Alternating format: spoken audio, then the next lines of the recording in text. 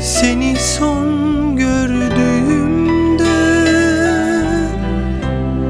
gözlerini gözlerimden kaçırdın. Utanmıştın belki de,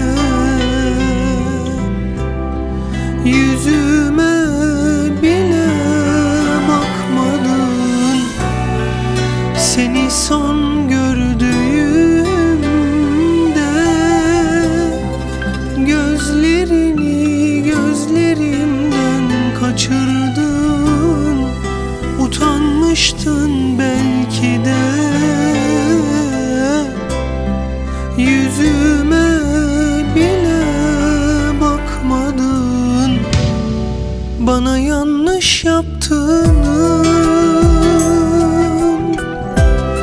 farkındasın, farkındasın. Hani bekleyecektin, hani bensiz yaşayamazdım.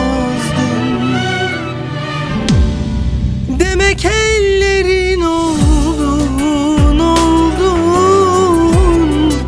Son darbeni vurdun, vurdun. Sonbaharda soldum, soldum. Alacağın olsun. Şimdi ellerin oldun, oldun.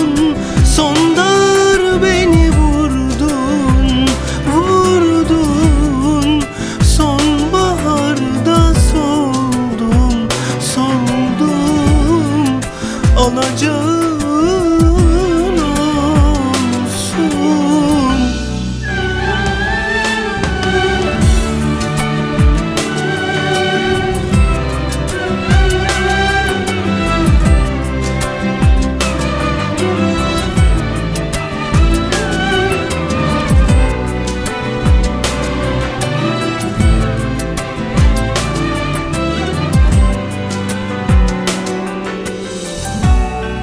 seni son gördüğümde gözlerini gözlerimden kaçırdın. Utanmıştın belki de, yüzüme bile bakmadın. Bana yanlış yaptığını farkındasın, farkındasın.